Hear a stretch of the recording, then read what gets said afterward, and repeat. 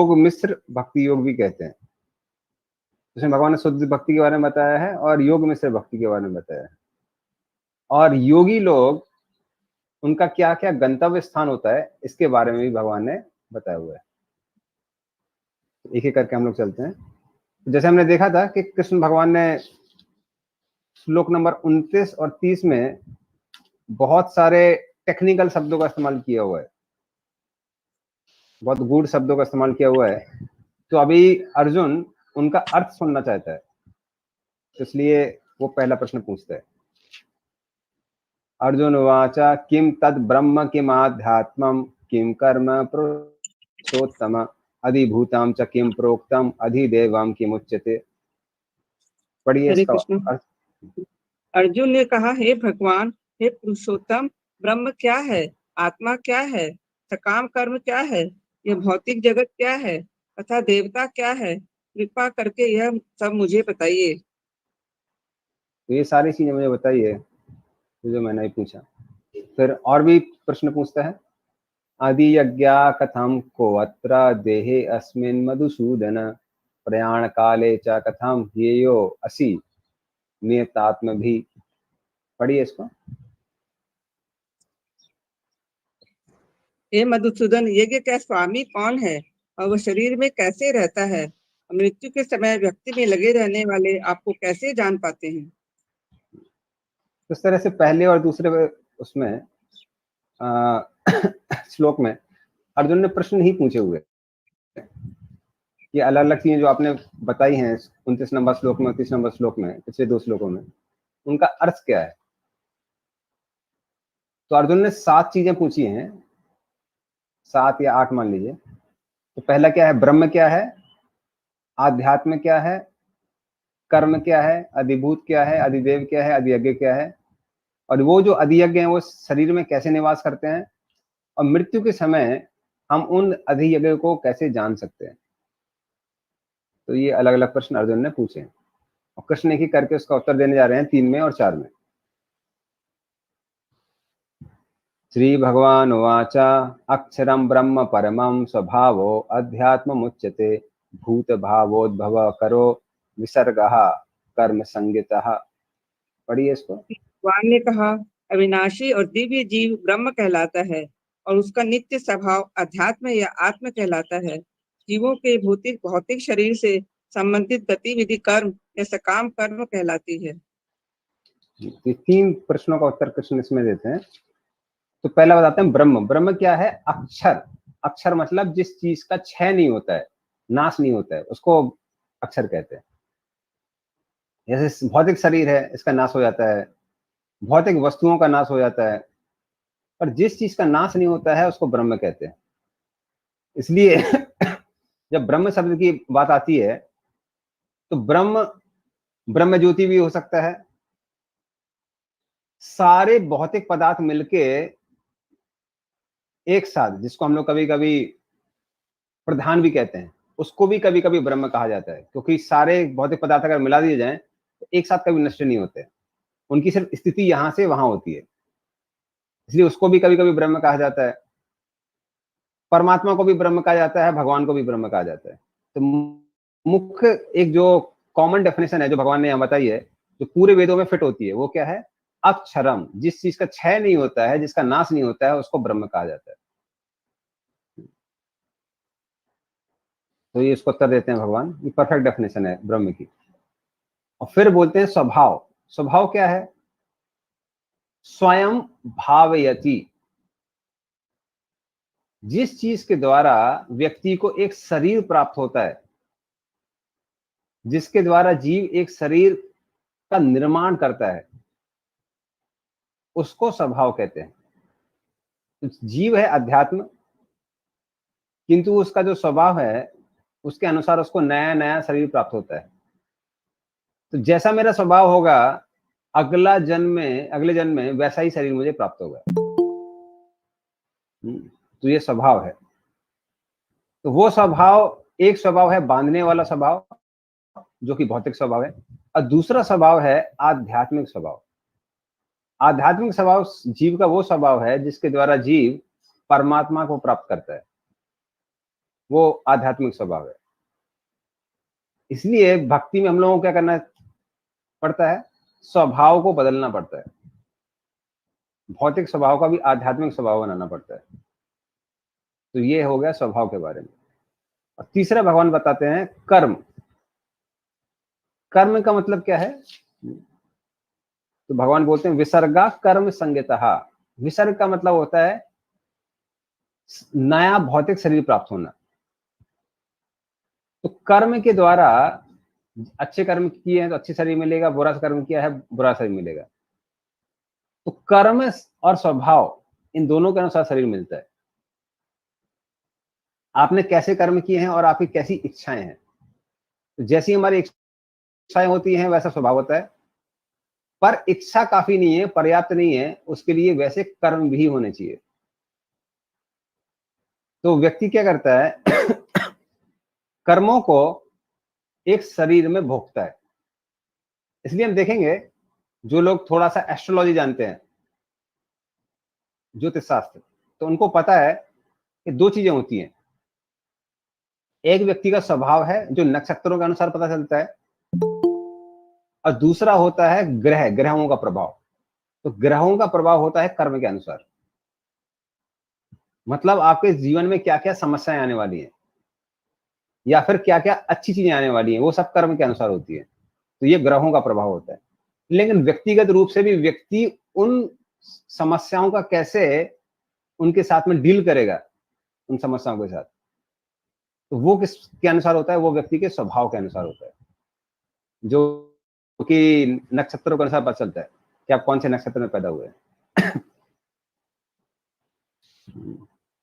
जैसे मेरा पुनर्वसु नक्षत्र है, तो पूरा उसका दिखता है कैसा स्वभाव है। तो ये सब स्वभाव के अनुसार होता है। फिर आगे भगवान बोलते हैं अधिभूतम क्षरो भावः पुरुषश्चाभिदैवतम अधियज्ञो हम एवात्र देहे देहे भृतम वरा। पढ़िए इसको। हे देहधारियों में श्रेष्ठ, निरंतर परिवर्तनशील ये भौतिक प्रकृति अधिभूत भौतिक अभिव्यक्ति कहलाती है। श्री भगवान का विराट रूप, जिसमें सूर्य तथा चंद्र जैसे समस्त देवता सम्मिलित है, अधिदेव कहलाता है। तथा प्रत्येक देहधारी के हृदय में परमात्मा स्वरूप चित्त में परमेश्वर अधियज्ञ यज्ञ का स्वामी कहलाता हूँ। तो भगवान फिर अगले 3 प्रश्नों का उत्तर यहाँ पे करते हैं। वो बताते हैं, बल्कि 4 का उत्तर देते हैं। तो पहले भगवान बताते हैं अधिभूत। अधिभूत का मतलब क्या है, अधिभूत क्षरो भावः। क्षरो मतलब जिस चीज का क्षय हो जाता है, जो भौतिक है। तो भौतिक पदार्थों से निर्मित भले कोई शरीर हो या कोई वस्तु हो, उसको अधिभूत कहते हैं। अधिदेव, अधिदेव कौन है, भगवान स्वयं, उनको अधिदेव कहा जाता है। तो जैसे प्रभुपाद ने यहाँ पे बताया है, हाँ अधिदेव ही लिखा है। तो अधिदेव भगवान का वो रूप है, वो विराट रूप है जिसमें सारे देवता मौजूद हैं। जैसे इंद्र उनके हाथ हैं, सूर्य और चंद्र उनकी आंखें हैं, ब्रह्मा जी उनका माथा है, रुद्र उनके भ्रू मध्य हैं। इस तरह से सारे देवता गणों का एक साथ सम्मिलित जो रूप है, उसको अधिदेव कहा जाता है। इसलिए इनको कभी कभी देवता भी कहा जाता है, क्योंकि ये सारे जो देवता हैं ये प्रकट होते हैं सृष्टि के प्रारंभ में, ब्रह्मांड के प्रकट होने से पहले भी। ये सब के सब महाविष्णु के साथ में रहते हैं। तो अभी जो हमको देवता दिखते हैं या नहीं दिखते हैं, जो भी है, वो सारे के सारे देवता कौन है, वो ब्रह्मांड की सृष्टि के बाद में आए हैं। पर ये जो अधिदेव हैं, ये देवता ब्रह्मांड की सृष्टि के पहले आते हैं, जब सिर्फ जल वायु इत्यादि का उत्पादन होता है। उनका उत्पादन होने के बाद में ब्रह्मांड आता है, उस समय ही ये देवता प्रकट होते हैं। इनको अधिदेव कहा जाता है। और अधियज्ञ कौन है, परमात्मा है। और अर्जुन ने पूछा था कि वो कहाँ पाए जाते हैं, तो भगवान क्या बोलते हैं, देह देह भृतम वरा। तो वो हृदय के क्षेत्र में परमात्मा रूप में कैसे रहते हैं, विद्यमान रहते हैं। तो हर किसी के शरीर में वो पाए जाते हैं। तो आध्यात्म अधिभूत और अधिदेव के द्वारा ही सारी चीजें संभव होती हैं।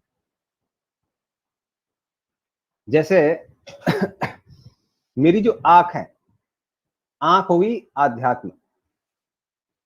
मैं जिस वस्तु को अभी देख रहा हूं, मान लीजिए मैं लैपटॉप को देख रहा हूं, तो ये क्या हो गया, अधिभूत, जो कि पंच तत्वों का बना हुआ है। और अधिदेव हैं आंख के, वो हैं सूर्यदेव।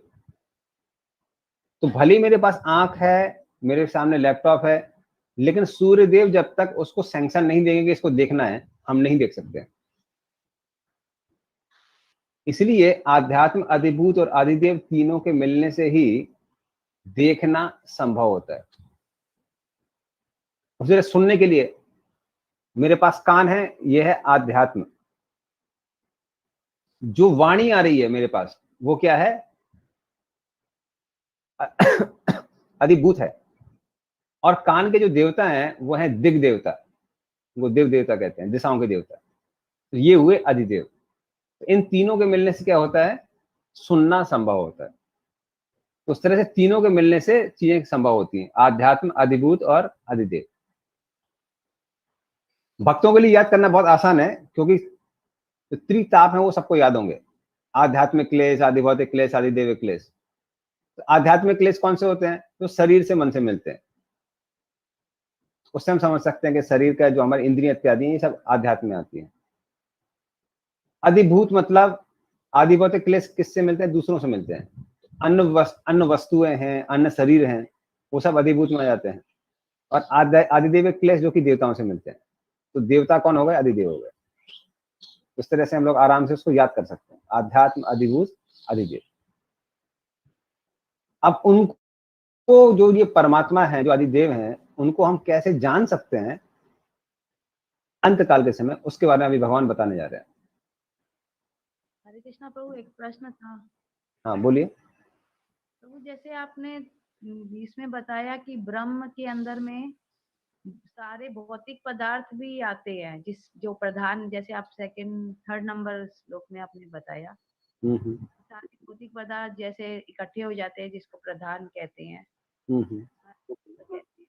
तो कैसे वो ब्रह्म में आए? वो तो भौतिक ब्रह्म पदार्थ, वो भौतिक पदार्थ हैं, किंतु उनका कभी नाश नहीं होता है। जो भौतिक पदार्थ हैं वो भी प्रकट अप्रकट होते रहते हैं, किंतु उनका भी कभी नाश नहीं होता है। जब प्रलय हो जाता है तो वो अप्रकट हो जाते हैं, जिसको प्रधान कहते हैं। और जब सृष्टि होनी होती है तो वापस वो प्रकट हो जाते हैं, जिसको हम लोग बोलते हैं महातत्व। तो भौतिक पदार्थ जब प्रकट हैं उनको बोलते हैं महातत्व, जब अप्रकट हैं तब उनको प्रधान कहते हैं। लेकिन भौतिक पदार्थ भी कभी भी नष्ट नहीं होते हैं, इसलिए उनको कभी कभी बोला जाता है ब्रह्म। हमेशा नहीं बोला जाता है, कभी कभी बोला जाता है। वो कारण ये है कि वो भी कभी नष्ट नहीं होते। तो जो चीज नष्ट नहीं होती है उसको ब्रह्म कह दिया जाता है। ठीक है ना? Okay okay. ओके। हरि। अब हम उन अधिदेव को कैसे जान सकते हैं, 5 नंबर श्लोक में आता है। अंत काले च माम एवा स्मरण मुक्त्वा कलेवरम या प्रयाति समद्भावम याति नास्ति अत्र संशय। पढ़िए इसको। और जीवन के अंत में जो केवल मेरा स्मरण करते हुए शरीर का त्याग करता है, वह तुरंत मेरे स्वभाव को प्राप्त होता है, इसमें रंच मात्र भी संदेह नहीं है।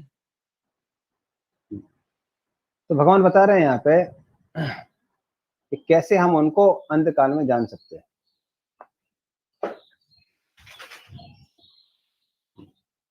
तो अंत काल में हम उनको कैसे जान सकते हैं? अंत काल च मामेव स्मरण मुक्त्वा कलेवरम।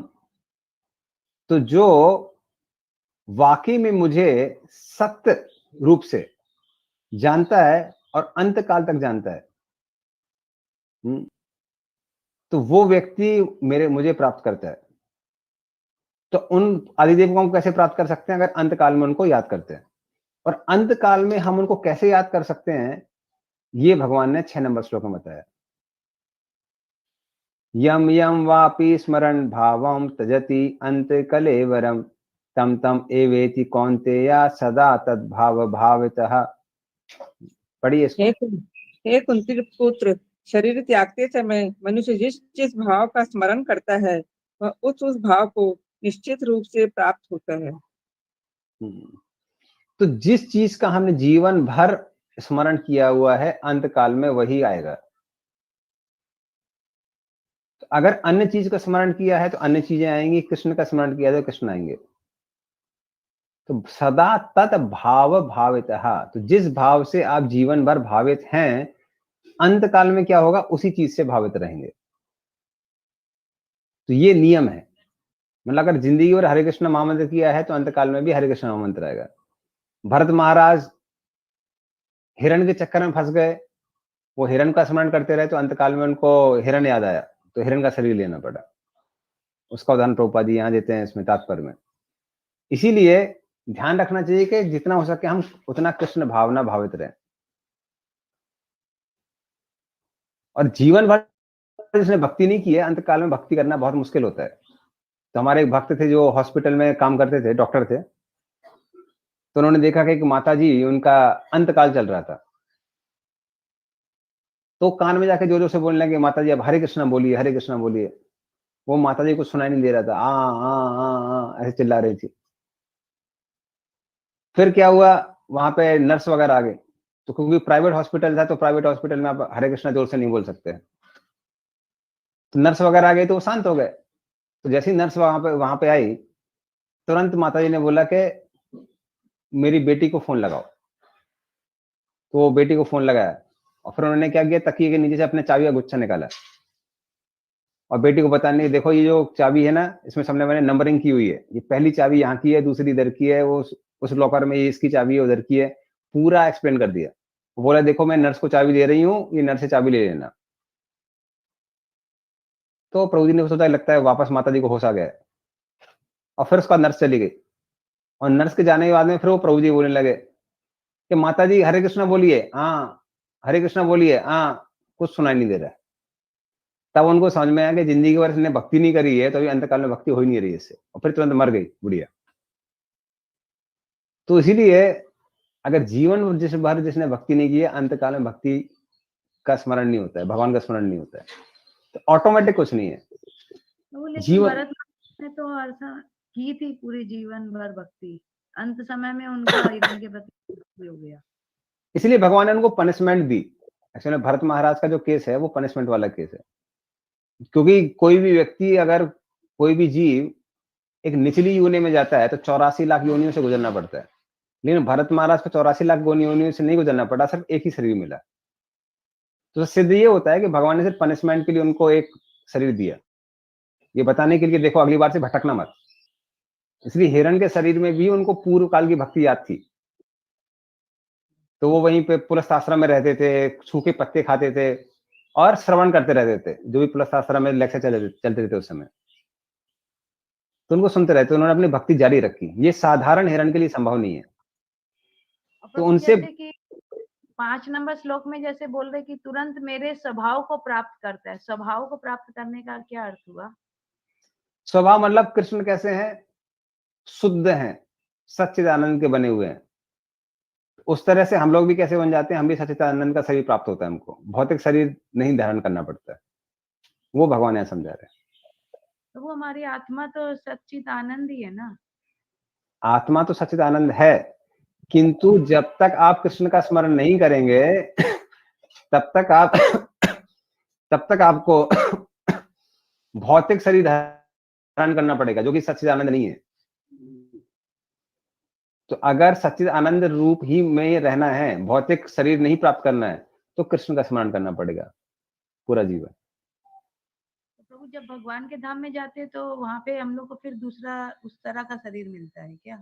शरीर नहीं मिलता है, शरीर में आत्मा में भेद नहीं है, आध्यात्मिक शरीर में और आत्मा में भेद नहीं है। लेकिन कृष्ण यहाँ क्या बता रहे हैं कि आपको भौतिक शरीर धारण नहीं करना पड़ेगा। ऐसा नहीं कोई नया शरीर प्राप्त होता है, वही शरीर है जो आत्मा है, लेकिन कोई भौतिक शरीर नहीं धारण करना पड़ेगा। ये भगवान समझा रहे हैं। जैसे कृष्ण का कोई भौतिक शरीर नहीं है, हमारा भी कोई भौतिक शरीर नहीं रहेगा। तो जैसे नरक नरक में जाते हैं तो यातना शरीर मिलता है, हम्म। स्वर्ग में और सूक्ष्म शरीर में ही रहते हैं, स्वर्ग में जाते हैं तो हाँ, तो लेकिन आध्यात्मिक जगह जाते हैं तो ना भौतिक शरीर, ना स्थूल शरीर होता है, ना ही सूक्ष्म शरीर होता है, दोनों नहीं होते हैं, सिर्फ आत्मा मात्र होती है। ठीक है ना?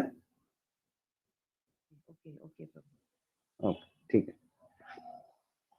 हरे कृष्ण प्रभु जी। हाँ बोलिए माता जी। प्रभु एक क्वेश्चन था, प्रभु बोल रहे कि जैसे प्रलय होता है, जब आंशिक प्रलय होता है प्रभु, उस समय भी पकड़ और अपकड़ होती है। हाँ, आंशिक समय के प्रलय के समय भी क्या होता है, आत्मा जो है वो गर्भोदक्षा विष्णु के साथ रहती है उस समय, जब तक ब्रह्मा जी का दिन नहीं हो जाता है। ब्रह्मा जी के दिन होने पे उसके बाद में वापस उसको एक नया शरीर धारण मिलता है। तब तक जो जीव है वो आंशिक प्रलय के समय गर्भोदक्षा विष्णु के साथ रहता है। लेकिन जो ब्रह्मा जी हैं, जो लोग स्वर्गलोक और स्वर्गलोक से ऊपर के लोग हैं, वो लोग मरते नहीं है। स्वर्गलोक लोक तक विध्वंस हो जाता है, लेकिन स्वर्गलोक के जो देवतागण हैं वो चढ़ के कहां चले जाते हैं, महर लोक चले जाते हैं, ऊपर चले जाते हैं। तो उस तरह से उनका नाश नहीं होता है, पर जो नीचे के लोग हैं, भूलोक, भंवरलोक और फिर नीचे के आताल, पताल, तलातल, रसातल, महातल, इन सब के प्राणियों का नाश हो जाता है, भौतिक शरीर नाश हो जाता है। तब तक वो लोग गर्भोदक्षा विष्णु साथ रहते हैं, और उसके बाद में जब नई सृष्टि का निर्माण होता है तो वापस उनको नया शरीर प्राप्त होता है। ठीक है माता जी? प्रभु और एक था प्रभु, जैसे युग युग जब चेंज होता है तो उस समय क्या होता है, जैसे सतयुग, त्रेता, द्वापर जब चेंज होता है तो उस समय क्या होता है। कुछ नहीं होता है, कोई प्रलय नहीं होता है। ब्रह्मा जी के दिन के अंत में तभी प्रलय होता है। युगों के परिवर्तन में के समय कोई प्रलय नहीं होता है। जैसे कल की पुराण में आता है कि कलयुग के अंत में कल की प्रकट होंगे, और जो भी दुष्ट लोग हैं उनका विनाश करेंगे, और फिर भगवान कल्कि के शरीर से एक तरह की सुगंध निकलेगी। उस सुगंध से लोग अपने आप सत्वगुण में स्थित हो जाएंगे और सतयुग प्रारंभ हो जाएगा। इसलिए कुछ प्रलय की आवश्यकता नहीं होती है हर समय। तो कल्कि के शरीर से निकलने वाली सुगंध से ही अपने आप सत्वगुण प्रारंभ हो जाएगा। तो भगवान को हर समय प्रलय करने की आवश्यकता नहीं पड़ती है। ठीक है ना? ठीक है प्रभु। हरे कृष्णा प्रभु जी। हरे हाँ बोलिए पंकज लखन। प्रभु जी, तो जैसे वो कल्कि भगवान के शरीर से सुगंध से सब सतोगुण में चले जाएंगे, तो उनके कर्म फलों को फिर वो मतलब सब खत्म हो जाएंगे वो? नहीं, कर्म फल खत्म नहीं होंगे, लेकिन स्वभाव बदल जाएगा। अच्छा। हाँ, स्वभाव मतलब जैसे अभी जब हम लोग तमोगुण में होते हैं तो बहुत नींद आती है, वो सब आता है। सत्वगुण में रहेंगे, सत्वगुण का एनवायरनमेंट हो जाएगा, तो आप आराम से भक्ति के लिए बहुत ज्यादा सुटेबल हो जाएंगे, सुटेबल हो जाएगा, सात्विक विचार आने लगेंगे। कलयुग का बेनिफिट है। कलयुग में तो सब तमोगुण में है, इसलिए, लेकिन ये है कि इसलिए कलयुग में कंसेशन भी है कि तमोगुणी स्थिति होने पर भी भक्ति कोई कर पा रहा है। तो इसलिए कीर्तनाद्य कृष्ण से मुक्त संग परम उर्जित, मात्र कृष्ण कीर्तन से हमको भगवत धाम मिल जाता है। प्रभु ये सतोगुण में भी वही जाते होंगे ना जिनके कर्म उस तरह के अच्छे होंगे, उस तरह के? नहीं, कल की आके परिवर्तन करेंगे। भगवान नियमों का उल्लंघन कर सकते हैं, तो भगवान के लिए सारी चीजें संभव है, भले हमारे लिए संभव ना हो। और हो सकता है कि इन्वायरमेंट सत्वगुण में आ जाएगा। जब इन्वायरमेंट सत्वगुण में होता है तो व्यक्ति भी क्या होता है, धीरे धीरे करके सत्वगुण में आने लगता है। जैसे मान लीजिए आपके घर में ही सब लोग तमोगुणी हैं, नहीं होंगे लेकिन बता रहे हैं, आपके यहाँ तो भक्त हैं, लेकिन मान लीजिए पूरे घर में सब लोग तमोगुणी हैं, सारा गंदगी पड़ी रहती है, यहाँ से वहां तक सब जगह बदबू आती रहती है, तो फिर हम लोग भी प्रभावित हो जाते हैं ना। लेकिन अगर घर में साफ सफाई है, सब कुछ नीट एंड क्लीन है, तो भक्ति करने कैसे हमारे लिए आसान हो जाता है। तो उसी तरह से भगवान अगर सत्वगुण का वातावरण क्रिएट करेंगे, उसको निर्माण करेंगे, तो भक्ति करना आसान हो जाएगा। ठीक है? लेकिन प्रभु जी, उसके पहले तो कल की भगवान सब पापियों का भी तो नाश करेंगे। हाँ, तो वही है ना, वो पहले पापियों का नाश करेंगे। हाँ, जब पापियों का नाश कर देंगे तो फिर तो जो भक्त लोग हैं, जो सतोगुण में हैं, तो वही लोग बचेंगे सिर्फ। नहीं, देखिए इसमें खासकर पापी नेताओं के बारे में वो बोला हुआ है, जो लोग रूलर्स हैं। कोई क्या कि अगर मान लीजिए रूलर ठीक नहीं है, तो आप कितना भी अच्छी व्यवस्था करके जाइए, वो सब चौपट कर देंगे। उनको पहले भगवान उड़ा देंगे सबको। लेकिन जो साधारण जनता है, जो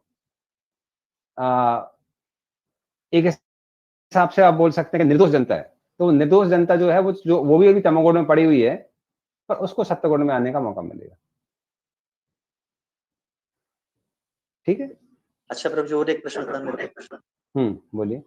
अच्छा प्रभु, जैसे आपने कहा कि ये जो आंशिक प्रलय होती है तो सारे जीव गर्भोदक्षा विष्णु के शरीर में प्रवेश कर जाते हैं। हाँ, उनके साथ नीचे स्वर्गलोक के नीचे के जो प्राणी होते हैं। हाँ, अच्छा। और जब महाप्रलय होती है तो कर्णोदक्षा विष्णु के शरीर में प्रवेश करते हैं। हाँ, तब कर्णोदक्षा विष्णु के शरीर में प्रवेश करते हैं। ओके, ठीक। प्रभु और एक क्वेश्चन था प्रभु, और एक तो हाँ, जैसे आपने बताया कलयुग से सतयुग में चले जाते, जब कल की अवतार होता था भगवान के सुगंध से, तो वो उसी प्रकार से अगर सतयुग से अगर कोई त्रेता युग में जाएगा तो वो कैसे जाएंगे?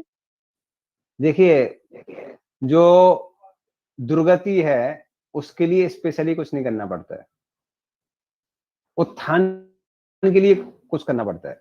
तो आदमी डिग्रेड तो ऑटोमेटिक हो जाता है, उसके लिए कोई ज्यादा मेहनत करने की आवश्यकता नहीं है। कोई सत्वगुण में है, उसको तमोगुण में लाना है, ज्यादा मेहनत नहीं करना पड़ता है। लेकिन तमोगुण व्यक्ति को सत्वगुण में लाना है, उसके लिए बहुत मेहनत करना पड़ता है। तो इसलिए उत्थान का काम भगवान करते हैं और डिग्रेडेशन तो वो खुद ही कर देते हैं जीव लोग। ठीक है ना, उसके लिए मेहनत नहीं करना पड़ता है। किसी को पाप कराने के लिए मेहनत नहीं करना पड़ता है, अरे पापी बन पापी बन, अरे पापी तो वैसे ही लोग हैं। पाप छुड़वाने के लिए मेहनत करना पड़ता है। ठीक है माता जी। ठीक है प्रभु जी। लेकिन ये जो नियम है ये भक्तों के लिए लागू नहीं होता है कि अंत काल में ही याद रखना है। तो उसके बारे में भगवान बोलते हैं, ये श्लोक वराह पुराण में आता है। तो भूदेवी जब देखती हैं अपने पुत्रों को, जो कि हम जैसे जीव हैं, उनकी चिंता करते हुए वो वरादेव से कहती हैं कि हे भगवान, आपके ये जो जीव लोग हैं भक्ति भी कर रहे हैं, लेकिन अंतकाल का समय इतना ज्यादा दुष्कर होता है, इतना मुश्किल होता है कि उस समय तो भक्ति करना या आपको स्मरण करना बहुत मुश्किल है। जैसे अभी भी हमने देखा कि हमारा जब बुखार चल रहा था 8 दिन तक, बहुत मुश्किल था जप करना, जैसे तैसे 16 माला हो जाती थी। तो ऐसे में आपको याद करना तो बहुत मुश्किल है। तो भगवान क्या बोलते हैं, वो एक श्लोक बोलते हैं, यदि वातादि दोषेना मद भक्तो माम च न स्मरेत अहम स्मरामि मद भक्ता नयामि पराम गतिम। तो बोलते हैं कि यदि वात आदि दोषेना, वात कफ पित्त के कारण अगर मेरा भक्त मेरा स्मरण नहीं कर पाता है, पर मैं उसका स्मरण करता हूँ और मैं उसको भगवत धाम लेके जाता हूँ। और उसके पहला जो श्लोक है उसमें भगवान बोलते हैं, कहते हैं कि स्वस्थ रहते समय अगर कोई भक्ति कर रहा है, तो जब वो अस्वस्थ है, मृत्यु के समीप है, तो भगवान क्या बोलते हैं, उस समय उनके मन में प्रवेश करने का काम मैं करता हूँ। उनको अपना स्मरण कराने का काम कौन करता है, मैं स्वयं करता हूँ। क्योंकि अगर मैं ऐसा नहीं करूंगा तो मैं कृतज्ञ कहलाऊंगा। क्योंकि जीवन भर जिसने भक्ति करी है और मैं उसको कोई फल नहीं मिल रहा है, तो फिर मैं तो कृतज्ञ हो गया। लेकिन मैं कृतज्ञ नहीं हूं, मैं कृतज्ञ हूं, इसलिए मैं क्या करता हूं, भक्तों के मन में प्रवेश कर जाता हूं। तो अगर जीवन भर हमने भक्ति की हुई है अपना सामर्थ्य के अनुसार और प्रयास किया हुआ है, तो फिर मृत्यु काल में भक्तों को चिंता करने की आवश्यकता नहीं है। लेकिन फिर भी प्रैक्टिस करने का काम किसका है, वो हमारे ही है। अगर हम सीरियस हैं, कृष्ण भी सीरियस है। हम अगर टाइम पास कर रहे हैं तो कृष्ण भी टाइम पास करेंगे। तो वो मुख्य चीज है। इसलिए भगवान 7 नंबर में अर्जुन को आदेश देते हैं, तस्मात् सर्वेषु कालेषु माम अनुस्मर युद्ध च मयि अर्पित मनोबुद्धिर माम एव शस्य संशयः। पढ़िए इसको। अतएव हे अर्जुन, तुम्हें सदैव कृष्ण रूप में मेरा चिंतन करना चाहिए और साथ ही युद्ध करने के कर्तव्य को भी पूरा करना चाहिए। अपने कर्मों को मुझे समर्पित करके तथा अपने मन एवं बुद्धि को मुझमें स्थिर करके निश्चित रूप से मुझे प्राप्त कर सकोगे। इसलिए भगवान क्या बोल रहे हैं, हर समय मुझे याद करो और युद्ध भी करो। इस तरह से मन और बुद्धि मुझ में अर्पित करके। तो मन को अर्पित कैसे करना है, बार बार मन को कृष्ण में लगा के, बार बार डिसीजन लेना कि मन को कहाँ लगाना है, कृष्ण में लगाना है, कृष्ण में लगाना है, कहीं और नहीं लगाना है। और बुद्धि से क्या करना है, बुद्धि के द्वारा वो दृढ़ संकल्प लेना है कि मैं मात्र कृष्ण का ही चिंतन करूंगा, किसी और का चिंतन नहीं करूंगा। तो इस तरह से मन से हमेशा मुझे स्मरण करके और साथ में अपने कर्तव्य करके, जो अर्जुन का काम है युद्ध करना, हमारे अलग अलग कर्तव्य हो सकते हैं, तो दोनों को एक साथ करके भगवान क्या कर सकते हैं, कहते हैं कि मुझे प्राप्त कर सकते हो। तो दोनों चीजें एक साथ हो सकती हैं। बहुत कम कार्य हम ऐसा करते हैं जिस समय मात्र उस कार्य में ही हमको एब्जॉर्ब होना पड़ता है। ऐसे कार्य बहुत कम होते हैं। ज्यादातर कार्यों में क्या होता है, हमारा मन कहीं और भी चलता है। जैसे हमको पता है अभी सब लोग क्लास सुन रहे हैं, पर मन कहीं और भी चल रहा होगा, भटक रहा होगा बीच में। तो ऐसा नहीं है कि हम एक ही चीज के बारे में सोचते हैं, कई चीजों के बारे में सोचते हैं। उसी तरह से हम अपना कार्य कर सकते हैं, लेकिन मन कहाँ लगा रहना चाहिए, कृष्ण में लगा रहना चाहिए। तो ये अगर हम प्रैक्टिस करेंगे तो क्या होगा, अंत काल में भी हम कृष्ण को याद कर सकते हैं। और भक्तों के लिए वो प्रैक्टिस करना बहुत आसान है। हरि कथा और हरि कीर्तन को हमेशा लगा के रखिए बैकग्राउंड में। तो नहाते समय, अपने अलग अलग दैनिक कार्य करते समय अगर हरि कथा और हरि कीर्तन हमेशा चल रहा है बैकग्राउंड में, तो आप देखेंगे कि साधारणता भी क्या होगा, हमेशा वो कीर्तन या कथा चलती रहती है, कुछ ना कुछ दिमाग में चलता रहता है। तो ध्वनि के माध्यम से ये संभव है।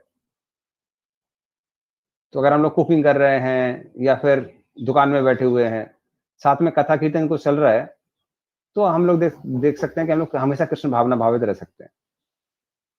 तो ये संभव है। और फिर आगे भगवान बोलते हैं, कथा सुनते हैं तो दिमाग कहीं और चला जाता है। नहीं ठीक है, इसलिए प्रैक्टिस है। हम करते करते अगर हम लोग कथा सुन रहे हैं भी, फिर दिमाग लगता है कि अरे हम तो सुनते थे। हाँ, तो इसलिए कीर्तन सुन सकते हैं। फिर आप 1 मिनट रुकिए, कोई शायद 1 मिनट खटखटा रहा है दरवाजा।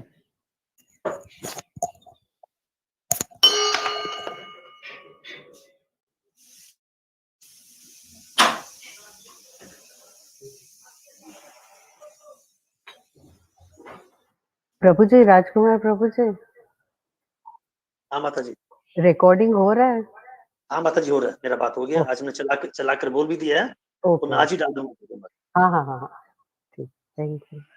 और आप लोग ठीक है माता जी, अहमदाबाद में सब? हाँ हाँ ठीक है, थैंक यू। अरे बोल, तो मैं क्या बोल रहा था, प्रैक्टिस के बारे में बोल रहा था। तो जिंदगी भर प्रैक्टिस करते रहिए, अंत काल में हम लोग धीरे धीरे करके सक्षम हो जाएंगे। धीरे धीरे करके हम लोग सक्षम हो जाएंगे। तो ये प्रैक्टिस वाली बात है। तो मन भटक रहा है, कोई बात नहीं, सुनने से मन भटक रहा है, नहीं सुनेंगे तो कौन सा मन लग जाएगा। तो कम से कम सुनेंगे, कुछ तो होगा ना। कई लोग बोलते हैं प्रभु जब करते हैं तो मन भटकता है। अरे नहीं, जब करेंगे तो कौन सा मन लगेगा। तो इसलिए अगर प्रैक्टिस करते करते क्या होगा, कुछ समय बाद मन लगने लगेगा। इसलिए प्रैक्टिस करते रहना चाहिए, प्रैक्टिस को बंद नहीं करना चाहिए। तो वो एक प्रश्न ठीक है, और था। हाँ बोलिए। वो भक्ति मतलब क्या होता है? भक्ति मतलब जैसे हम लोग बोलते हैं कि भक्ति तो बहुत ऊपर की स्टेज है। भक्ति मतलब अभी हम लोग जस्ट भगवान का नाम ले रहे हैं, कथा सुन रहे हैं, लेकिन तब भी अभी भक्त नहीं बने हैं। नहीं देखिए, ऐसा नहीं भक्त नहीं बने। मेन चीज हम लोग पूर्ण रूप से शुद्ध नहीं हुए हैं। शुद्ध होने में टाइम लगता है। बाकी भक्ति तो सभी कर ही रहे हैं। श्रवण कीर्तन कर रहे हैं ना, उसी को तो भक्ति कहते हैं। तो वो अभी आप भक्ति आने मतलब तो ये वो बोलते हैं ना कि सबसे पहले तो क्लेश अग्नि समाप्त हो जाती है।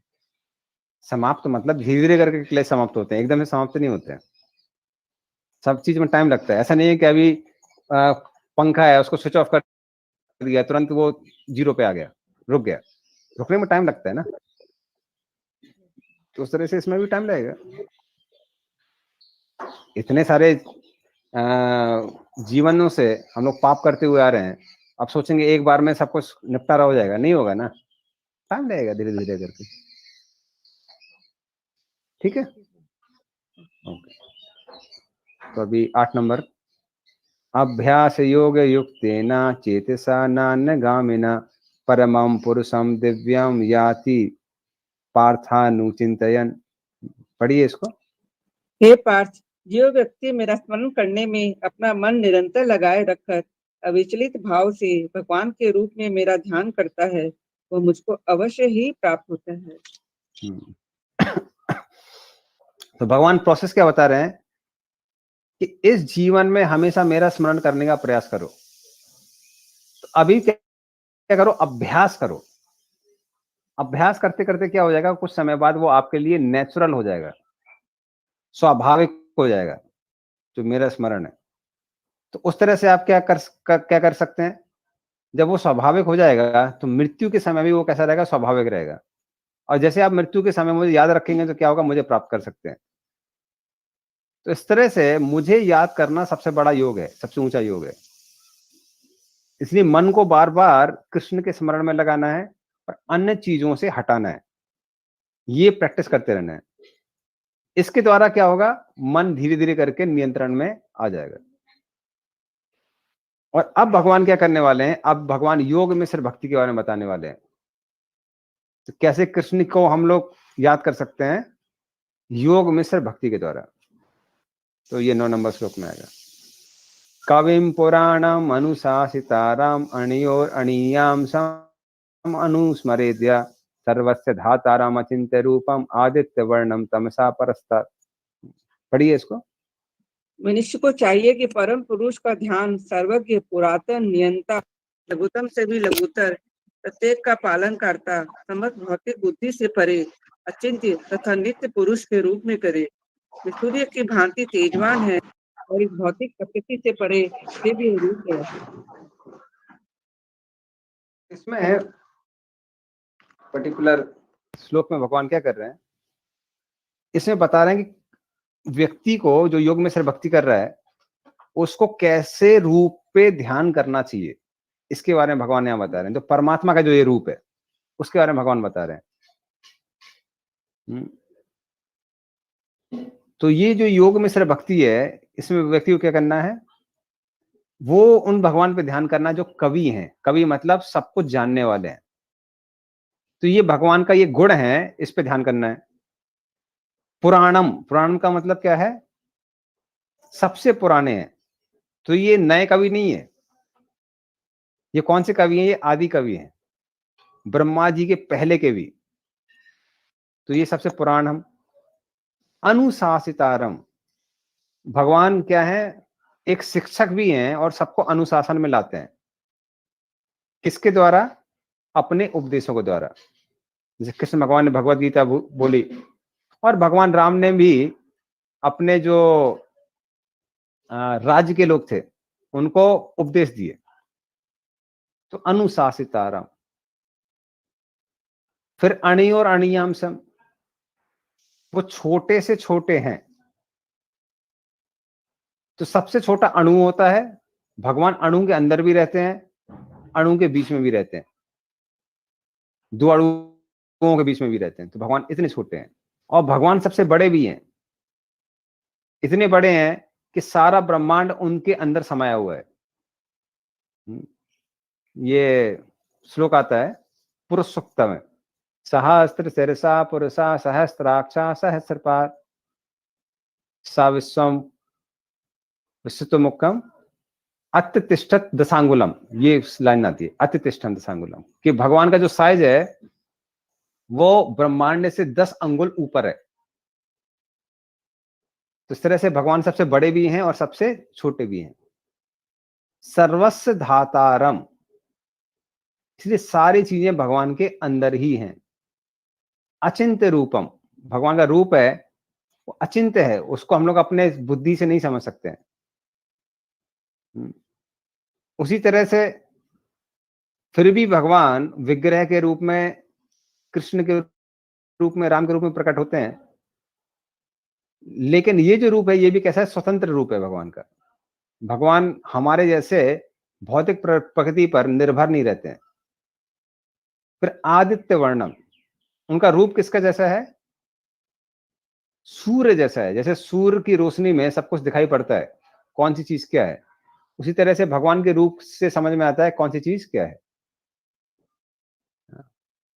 और माया शक्ति का धातारम, मतलब उसका धारण करने वाले होने के बावजूद उनका रूप कैसा है, तमसा परस्तात्, अर्थात इस संसार का जो तमोगुण है उसके परे है। और ऐसे उसको इस रूप का धारण करते हुए क्या करना है, भ्रुवोर मध्य, ये शायद 10 नंबर में आएगा, हाँ, भ्रुवोर मध्य प्राणम आवेश सम्यक। तो ऐसे में क्या करना है, ये 10 नंबर में आएगा, इस रूप का धारण करते हुए व्यक्ति को भ्रू मध्य मतलब भावों के बीच में जो स्थिति है, जो चक्र है, अज्ञा चक्र, उस पे क्या करना है, उस पे ध्यान करना है। तो रूप पे भी ध्यान करना है और अज्ञा चक्र पे भी कंसंट्रेट करना है। प्रयाण काले मनसा चलेना भक्त्या युक्तो योग बलेन चैव भ्रुवोर मध्ये प्राणम आवेश सम्यक सतम परम पुरुषम उपैति दिव्यम। पढ़िए इसको। मृत्यु के समय जो व्यक्ति अपने प्राणों को भुवों के मध्य स्थिर कर लेता है और योग शक्ति के द्वारा अविचलित मन से पूर्ण भक्ति के साथ परमेश्वर के स्मरण में अपने को लगाता है, वह निश्चित रूप से भगवान को प्राप्त होता है। तो इस तरह से क्या क्या होना चाहिए, भ्रू मध्य में प्राण को स्थित करना है, जिसको अज्ञा चक्र कहते हैं, और अपने योग की शक्ति के द्वारा मन को अविचलित भाव से में लगाना है, जो कि 9 नंबर श्लोक में दिए हुए है। तो ये योग मिश्र भक्ति है। तो अर्जुन के मन में प्रश्न आता है कि आपने बताया कि योगियों को अज्ञा चक्र पे ध्यान करना है, ये कैसा योग है, ये मुझे समझ में नहीं आ रहा है। किसी चीज का उच्चारण तो करना पड़ता होगा, किसी मंत्र का, किसी चीज पे ध्यान तो करना पड़ता होगा। इस योग से क्या प्राप्त करने योग्य है, ये सारी चीजें आप क्या बताइए हमको सूक्ष्म नंबर में। भगवान इस योग में सिर्फ भक्ति को और डिटेल में बताने वाले हैं। श्लोक नंबर 11, 12, 13। तो ये ध्यान योगी के बारे में यहाँ पे बताया जा रहा है क्या? हाँ, ये वो, लेकिन ये वो ध्यान योगी है जिसके जीवन का लक्ष्य है परमात्मा की प्राप्ति या भगवान की प्राप्ति।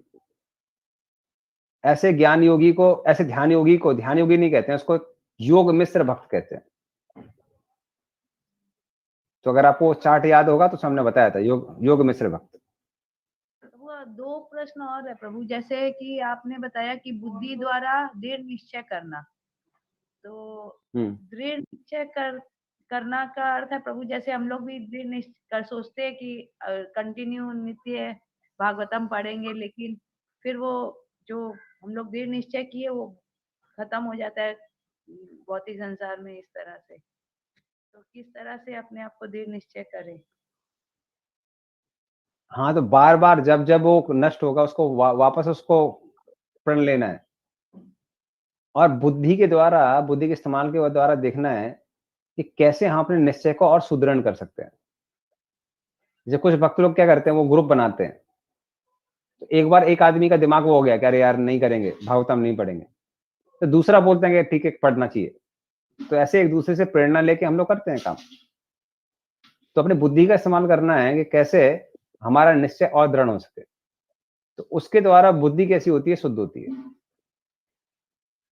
ठीक है ना? एक जैसे कि इसमें 8 नंबर में एक तो एग्जाम्पल दिया है कि एक प्रकार का कीट है जो तितली बनना चाहता है और इसी जीवन में तितली बन जाता है, मतलब उसका ध्यान करते करते। तो यहाँ पे जो कीट वो तितली बनने का मतलब उसका स्वभाव तितली का हो जाता है क्या? एक्चुअली वो तितली का पहला वो है स्टेज। तितली बनने से पहले उसको बोलते हैं ग्रास वर्म इंग्लिश में।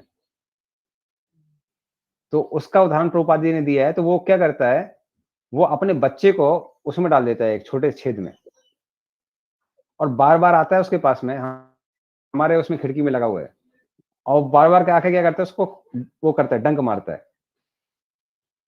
तो उसके डर से वो कीट उसके अंदर रहता है, और फिर उसके बाद में क्या करता है, उसको याद करते हुए वो भी तितली बन जाता है, या फिर वो ग्रास वर्म बन जाता है। वो तितली नहीं है एक्चुअल में, तितली लिखा हुआ है, उसको इंग्लिश में ग्रास वर्म कहते हैं।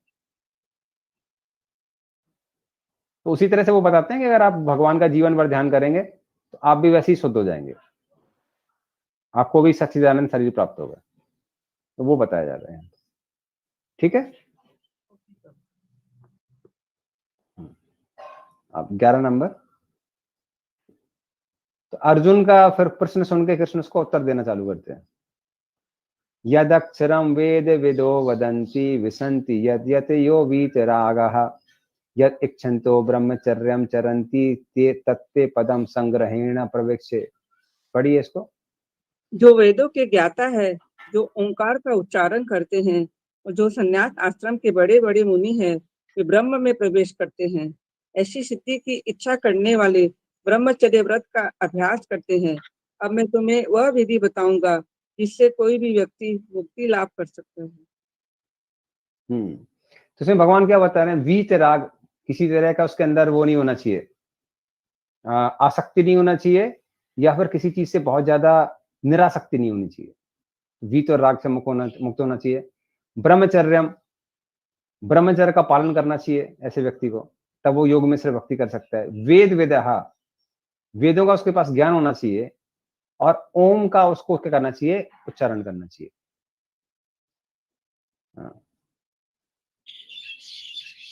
तो ये सारे जो भगवान ने नियम बताए, और फिर उसके बाद में और भी नियम है जो भगवान 12-13 में बताते हैं। एक मिनट रुकिए।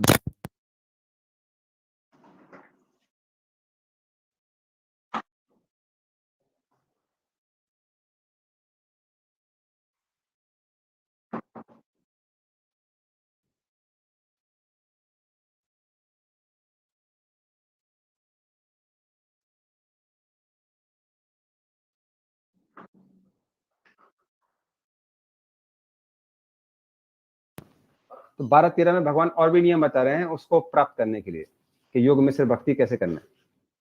सर्वद्वाराणि संयम्य मनो हृदय निरुद्ध च मूर्धनि आध्यात्मनः प्राणम आस्थितो योग धारणा। पढ़िए इसको।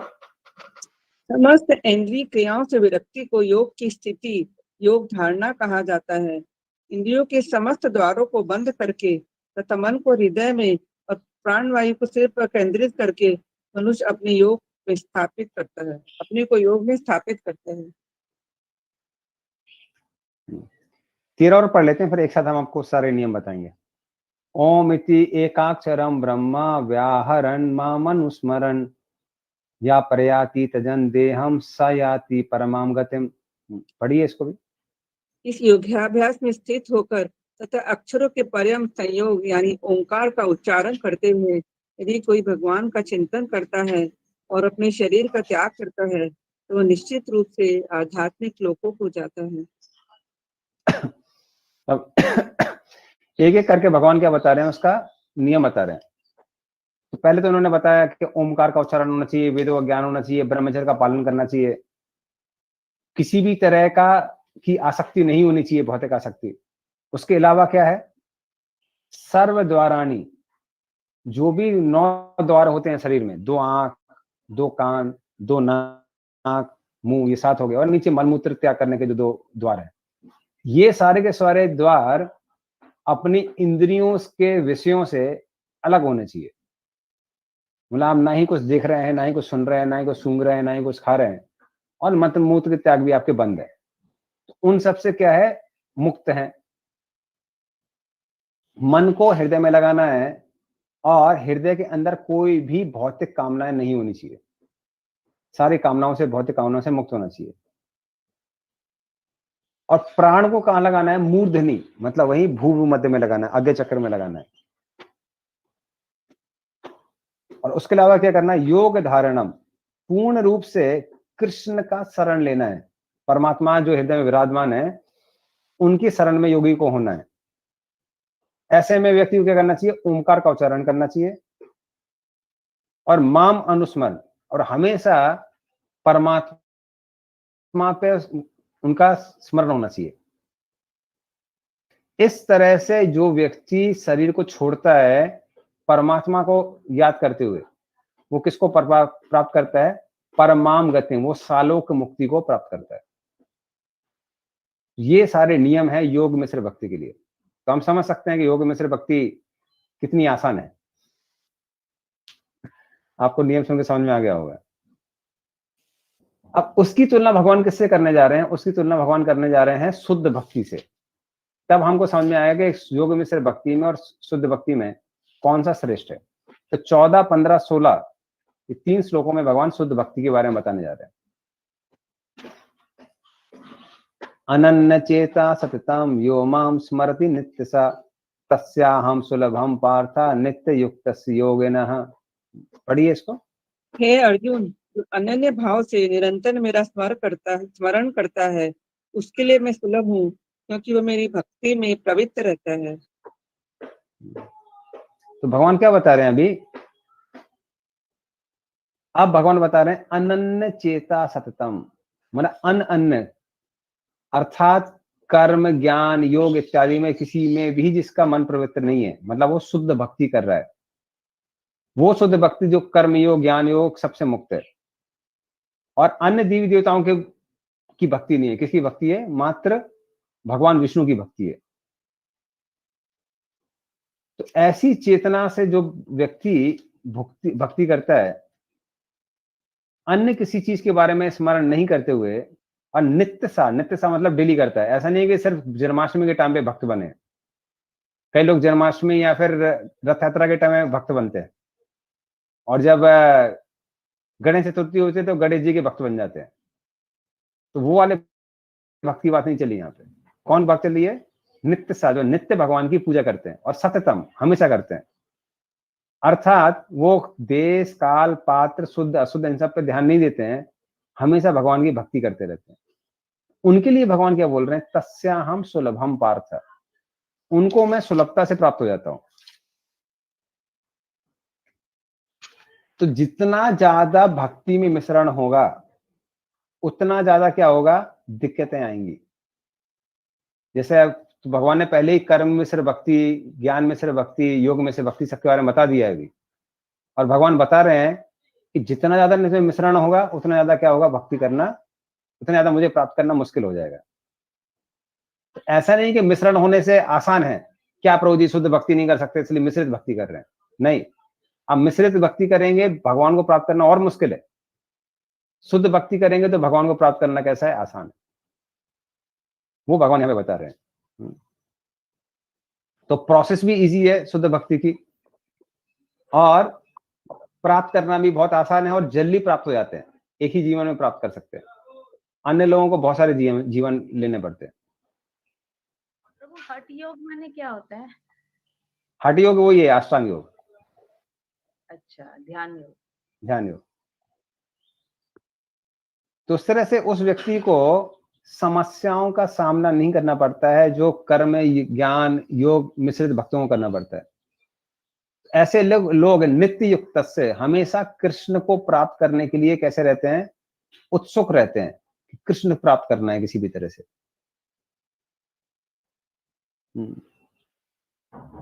तो ये कृष्ण बताते हैं, जो लोग दास भक्ति इत्यादि प्राप्त करना चाहते हैं। और फिर ऐसे लोगों के लिए और क्या चीज खुली हुई है, कौन से द्वार खुले हुए हैं, ये भगवान 14 में और 15 में बता रहे हैं। फिर अर्जुन के मन में प्रश्न आता है कि जो व्यक्ति आपको प्राप्त कर लेता है उसके साथ क्या होता है? ऐसे व्यक्ति के साथ क्या होता है? ये 15 नंबर श्लोक में भगवान बताने जा रहे हैं। माम उपेत्य पुनर्जन्म दुःखालयम शाश्वतम नाप्नुवन्ति महात्मानः संसिद्धिं परमां गता। पढ़िए इसको। मुझे प्राप्त करके महापुरुष जो भक्ति योगी है, कभी भी दुखों से पूर्ण इस अनित्य जगत में नहीं लौटते, क्योंकि उन्हें परम सिद्धि प्राप्त हो चुकी होती है। तो भगवान क्या बता रहे हैं? मुझे प्राप्त करने के बाद वो इस संसार में नहीं आते हैं, जो कैसा है? दुखालय है। और कोई बोलता है कि भाई मैं दुखी नहीं हूं, तो भगवान बोलते हैं अशाश्वतम, मतलब ये कैसा है? क्षणिक है। अभी दुखी नहीं है, कुछ समय बाद दुख आ जाएगा, चिंता मत करिए। तो दुख नहीं आ रहा उसकी चिंता मत कीजिए, वो दुख आ जाएगा। और पूर्ण रूप से तो इस संसार को छोड़ के वो कहां पे जाता है? वो उस जगह जन्म लेता है जहां पर व्यक्ति सनातन काल के लिए आनंद में रहता है। और जब मैं वसुदेव के घर में जन्म लेता हूं, ये सारे के सारे भक्त क्या करते हैं? मेरे पार्षद बन के आते हैं। तो इनका जो अगला जन्म है वो कर्मों के अनुसार नहीं होने वाला है, ये वहीं जन्म लेने वाले हैं जहां पर मैं जन्म लेने वाला हूं। और जो अन्य भक्त हैं वो हमेशा अनन्य चेता, हमेशा मेरा स्मरण करते हुए मुझे प्राप्त करते हैं। परमाम समसिद्धिम, और मेरी लीलाओं में क्या करते हैं, भाग लेते हैं।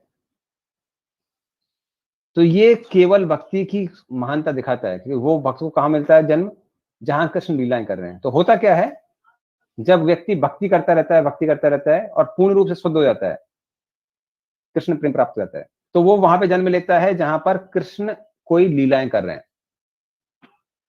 वहां पे ट्रेनिंग लेता है कि कृष्ण के साथ में कैसे व्यवहार करना चाहिए, किस रस में। और कृष्ण अपने नित्य पार्षदों के साथ में आते हैं जो कि ट्रेनिंग देते हैं, और उसके बाद में व्यक्ति कहां जा सकता है, भगवत धाम वापस जा सकता है। तो एक जन्म और लेना पड़ता है भक्त को, लेकिन वहां लेता है जहां पे कृष्ण की लीलाएं चल रही हैं। हरे कृष्ण प्रभु जी, धन्यवाद प्रणाम। हाँ बोलिए निमेश मेहता को। जो भक्त वो प्रैक्टिस करते करते समझ लीजिए कि प्रैक्टिस कर रहा है और उसकी भक्ति हो रही है और शुद्ध भक्त नहीं हुआ, शुद्ध भक्त हुए बिना ये दुनिया से चला जाता है, तो उसकी क्या गति होती है? उसकी गति क्या होती है, उसको कंप्लीट करने के लिए वापस आना पड़ेगा, लेकिन एक अच्छा एनवायरनमेंट मिलेगा आपको। भक्तों को एक घर में जन्म लेने का मौका मिलेगा। तो पूरा नहीं हो पा रहा है तो भी कोई बात नहीं है, भक्तों के जन्म में घर में जन्म मिलेगा और आप बचपन से भक्ति कर सकते हैं, इसलिए हानि कोई नहीं। ये प्राप्ति पुण्य कृताम लोकान उसित्वा शाश्वत समा, हाँ यही वाला श्लोक है। तो ये ऑलरेडी डिस्कस कर चुके हैं ना हम लोग। हो गया अच्छा, डिस्कशन। मुझे पूछना था, जो भी भक्त लोग हैं भगवत धाम जाने के पहले भगवान के साथ पहले उनके भगवान की लीला में प्रवेश करते हैं, भगवान उनके पार्षद बन के, तब जाके वो भगवत धाम जाते हैं। सभी ये सभी भक्तों का होता है। कहते हैं जो पुजारी होते हैं उनको नहीं लेना पड़ता है, जन्नवास प्रभु कहीं से तो कोट करते हैं। जो मंदिर में पुजारी होते हैं, क्योंकि उनको ऑलरेडी ट्रेनिंग हुई है कि कृष्ण के साथ कैसे व्यवहार करना चाहिए। तो कृष्ण के साथ कैसे व्यवहार करना चाहिए डीटी वर्सेस में बताया जाता है, कैसे आपको आचमन करना है, शुद्ध करना है, फिर जाना है। तो ये अन्य लोगों को नहीं पता होता है, तो उनको करना पड़ता है। ठीक है। हरे कृष्ण प्रभु। प्रभु मिश्रित भक्त ने मेरे को पूछा था 13 नंबर श्लोक में कि यहाँ तो लिखा हुआ है, इस भक्ति योग में स्थिर होकर तथा अक्षरों के परम सहयोग यानी ओमकार का उच्चारण करते हुए यदि कोई भगवान का चिंतन करता है, अपने शरीर का त्याग करता है, तो निश्चित रूप से आध्यात्मिक लोक को जाता है। लेकिन प्रभु हम लोग तो हरे कृष्ण महामंत्र में ओमकार भी नहीं है, हम लोग तो किसी प्रकार का ओमकार का उपयोग यूज नहीं करते हैं। आप तो यहाँ लेकिन जी, आप मिश्रित भक्ति कर रहे हैं या शुद्ध भक्ति कर रहे हैं? ये योग मिश्र भक्ति की पद्धति है हमारी इस्कॉन वाली, या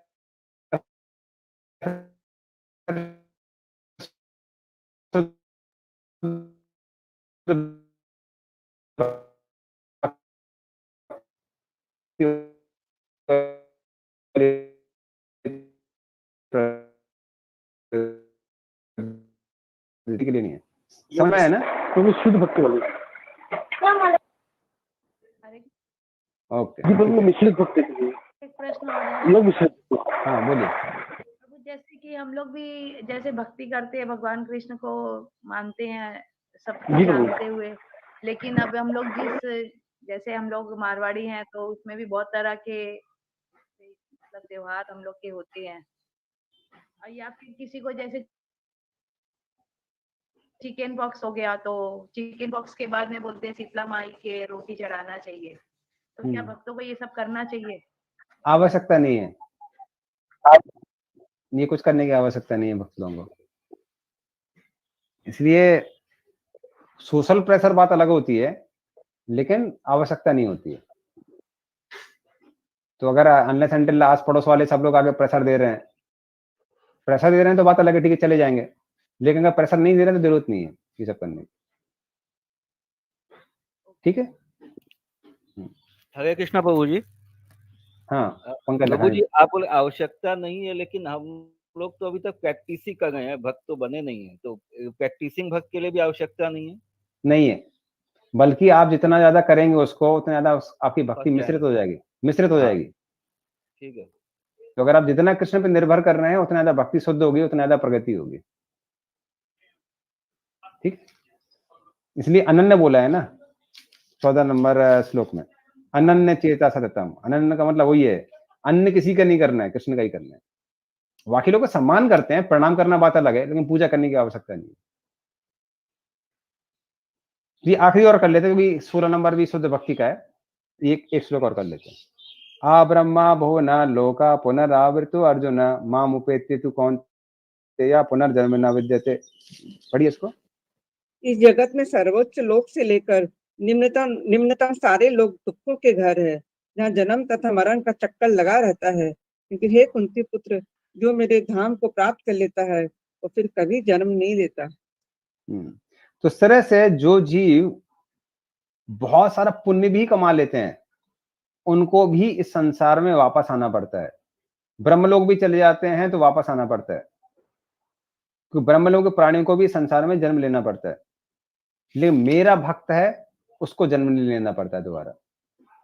तो ये कृष्ण के भक्त में और साधारण लोगों में अंतर है।